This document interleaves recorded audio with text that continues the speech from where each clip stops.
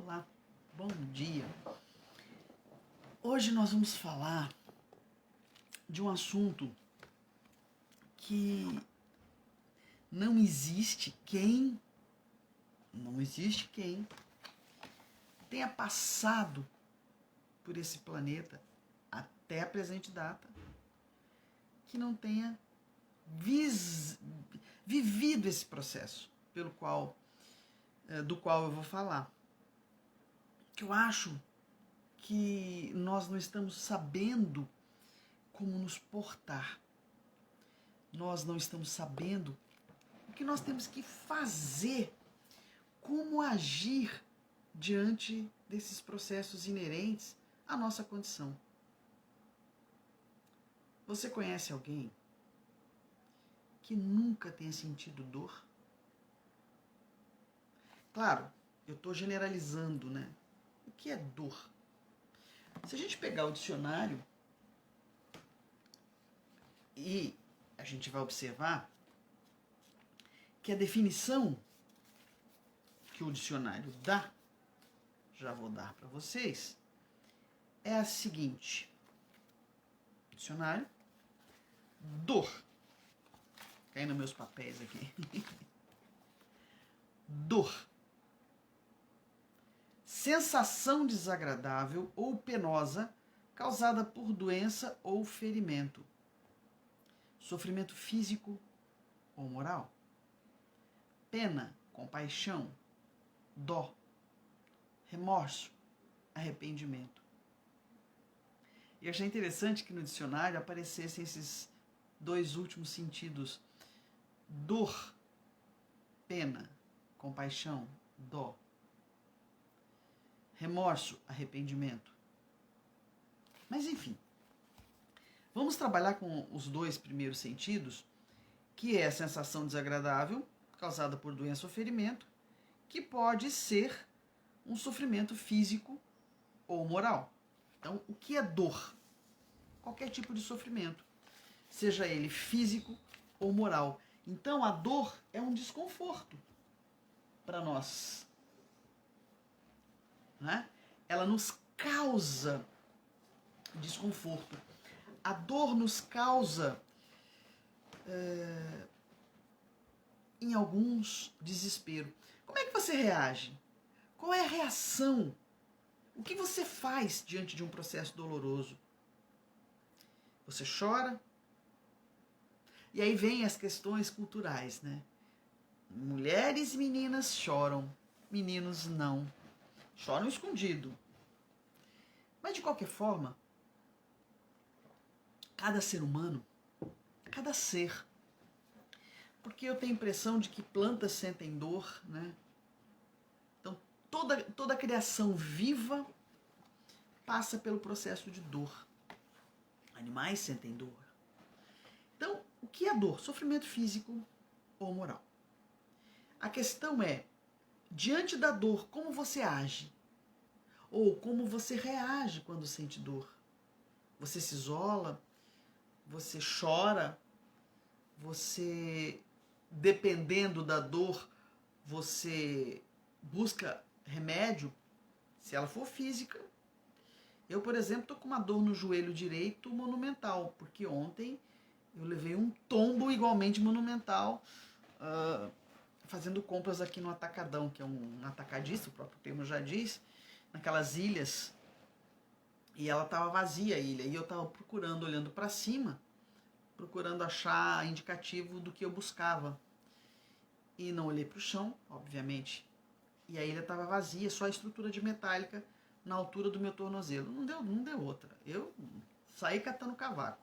Já artrose nos joelhos, rompimento de ligamento. Cair para mim foi venenoso, né? Tô sentindo dor. Qual é a minha reação? Ontem foi ficar quieta. Proteger meu joelho. Menos movimento, porque, como diz o outro, tá ofendido o joelho. E tomar um remédio. Melhorar, esperar o tempo do meu corpo.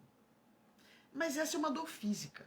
As dores físicas, quando identificadas, a gente consegue resolver. Até para buscar um médico.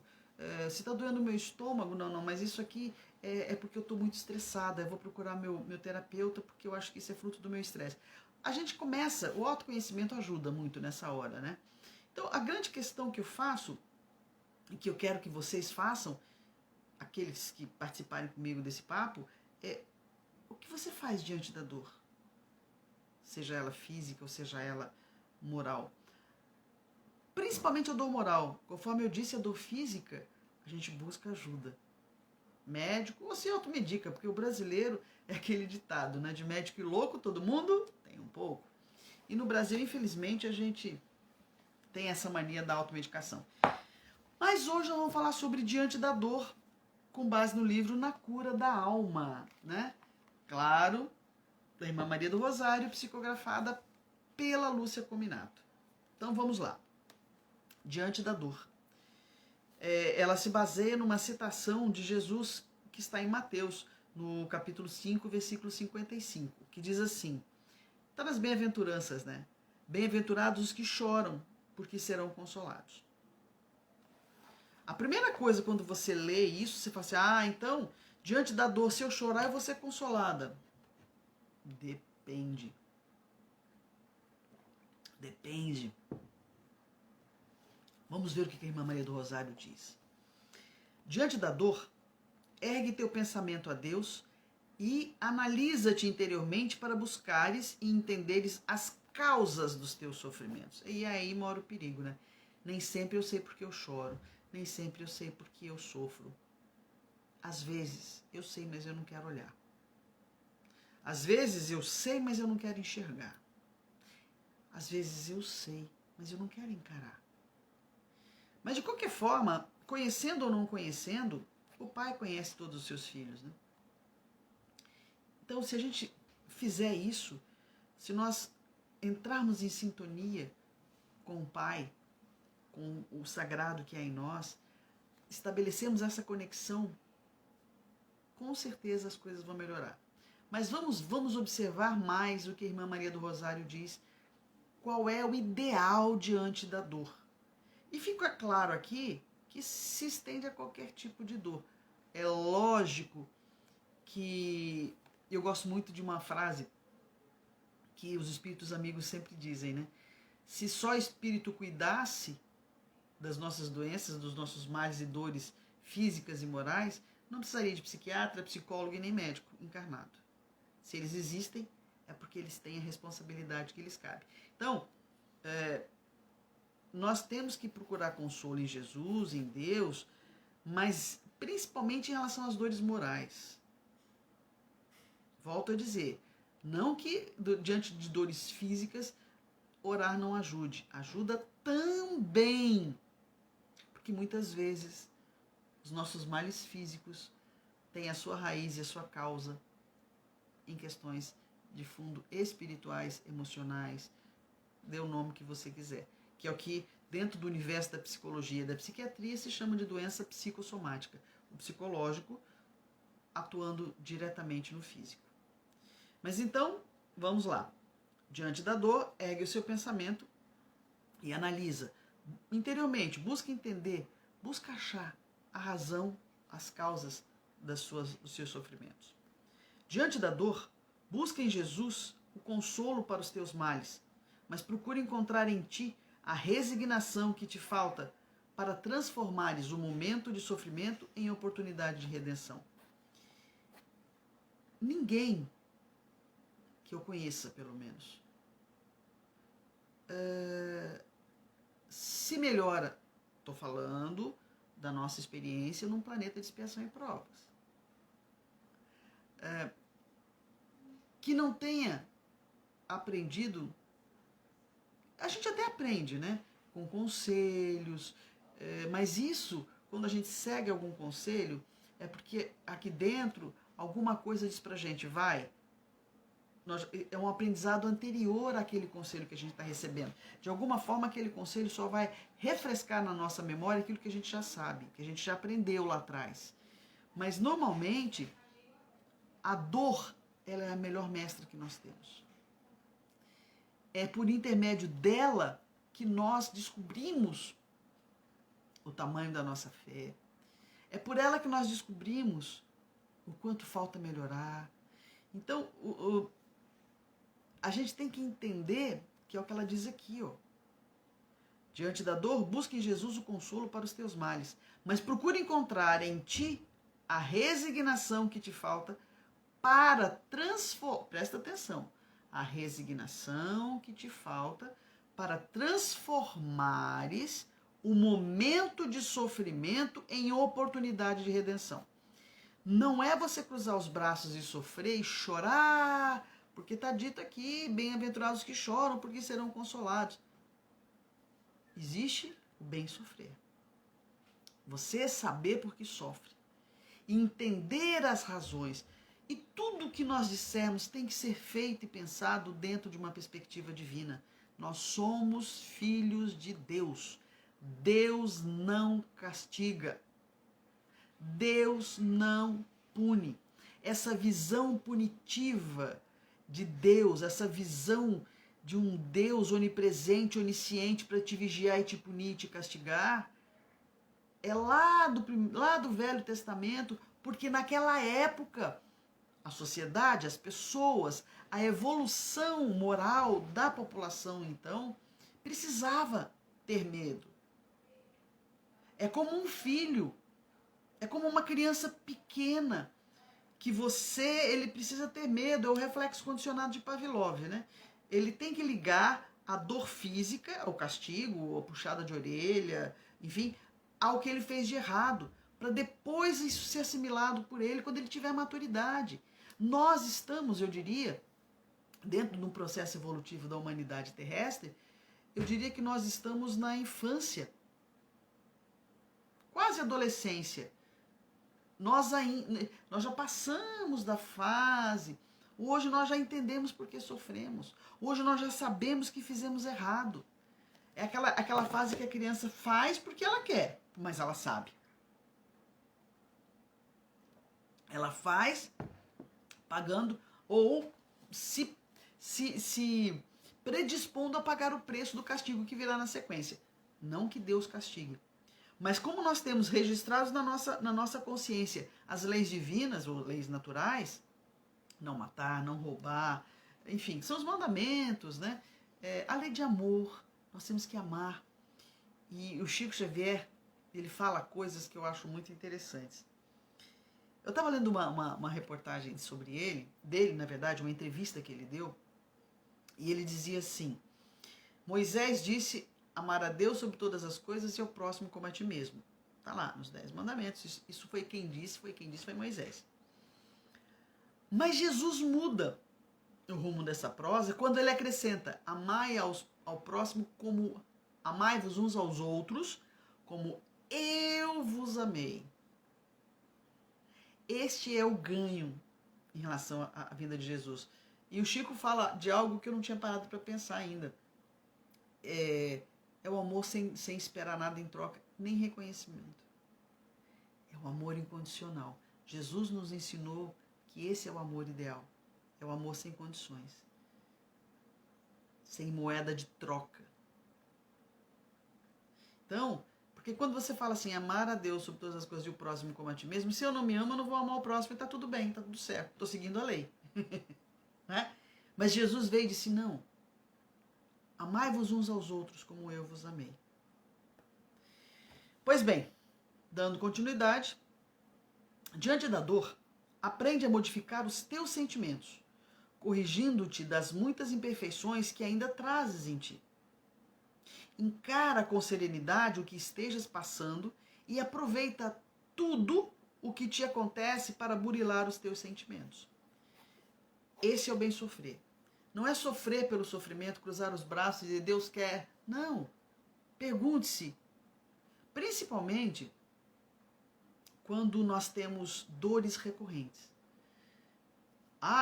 Eu vivo há 45 anos e 45 anos eu tenho dedo podre para escolher relacionamento. Não é meu caso porque eu não tenho 45 anos, eu tenho mais, né? Beleza. Então, assim, se você tem um dedo podre para escolher relacionamento, o problema não está nos outros, está na sua maneira de escolher ou nos seus parâmetros. Então, você precisa se ver. Né? Por que você escolhe? O que você precisa mudar para não escolher? Às vezes eu quero mandar, às vezes eu quero ser mandado, eu quero ser subserviente, enfim, sei lá, eu estou viajando. Mas é a gente entender e burilar os nossos sentimentos. Para isso, Deus, eu disse para vocês e sempre digo, temos que pensar tudo dentro de um contexto divino. O sofrimento pelo sofrimento não tem razão nenhuma de ser. Crendo em Deus como nós cremos, como um Pai de amor e misericórdia, principalmente no nosso amado Mestre Jesus, que é o nosso irmão mais velho, o nosso irmão maior, que é o nosso engenheiro sideral do planeta Terra, se prontificou a estar entre nós, passar por tudo que ele passou. E eu até estava conversando ontem, anteontem, se ele voltasse fisicamente falando, provavelmente, ou ele seria não crucificado, porque não existe crucificação mais, mas nego ele ia passar uns perrengues legais aqui, né? Por conta da nossa descrença, da nossa falta de fé, sei lá. Então, o interessante não é a dor pela dor, o sofrimento pelo sofrimento. Deus não joga dados, não é maniqueísta, não existe essa né? Ou você é bom, ou você é ruim, ou você vai para o céu, ou vai para o inferno. Não. O que você precisa entender é por que você está sofrendo. O que eu não aprendi ainda para cessar esse sofrimento. Do arrependimento sincero, surgem oportunidades de regeneração. Então, se você não se pergunta, se você não reconhece os seus erros e se arrepende deles, você não vai se regenerar. Né?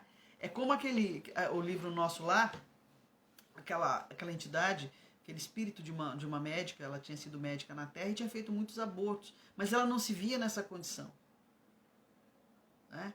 de tirar a vida. A própria... Eu acho que nós estamos andando na contramão da história. Eu acho que comemorar a legalização do aborto, da eutanásia, eu acho que é andar na contramão da história. Porque... eu sou dona do meu corpo. Do seu corpo, sim, mas da vida que está dentro dele, não. Então, se você é dono do seu corpo, dona do seu corpo, vai tomar pílula, vai usar métodos contraceptivos, né? Eu acho que é mais fácil legalizar o aborto e falar assim, beleza, vamos abortar doidado aí, tá tudo certo, eu sou dona do meu corpo. Não, não é não. Não é não. Eu acho que a gente tem que trabalhar com a educação, com processos educativos. A outra coisa é a eutanásia. Agora, quantas pessoas saem do coma depois de... Claro, cada caso é um caso, mas há casos de pessoas que ficaram 20 anos, 30 anos em coma e saíram do coma. Ninguém sabe o que pode acontecer na sequência. Nós não sabemos a necessidade. Eu tenho uma amiga que a mãe dela tá com Alzheimer há 14 anos. Ela ainda come. Eu a conheci já no período de Alzheimer, ela já estava, não falava. Eu chego para visitá-la, eu falo com ela, já está dormindo, ela sorri, ela reconhece a minha voz. E ela me conheceu já com Alzheimer, já numa fase em que ela não falava. Você coloca qualquer coisa na frente da boca, ela já abre a boca para poder comer. Há 14 anos ela está nesse estágio. E tem gente que fica 2 anos, 3 anos e só fica com alimentação ou parenteral, ou enfim. Cada caso é um caso. Mas vamos dar continuidade. Da persistência na tua reforma íntima surge oportunidade de crescimento interior. Da certeza de estares no melhor caminho surge a ocasião de evoluir. Da busca de evolução surge a oportunidade de maior aproximação com Deus. E, esforçando-te por suportares toda a dor dela fazendo motivo para crescer, mais próximo estarás do Criador. Eu estava conversando com uma amiga minha e ela me falava de um momento que ela vive com relação ao companheiro dela. Eu acho que a fraternidade transcende, as leis de Deus transcendem as leis dos homens. Isso é ponto pacífico. As leis de Deus são inexoráveis. A lei dos homens são falíveis.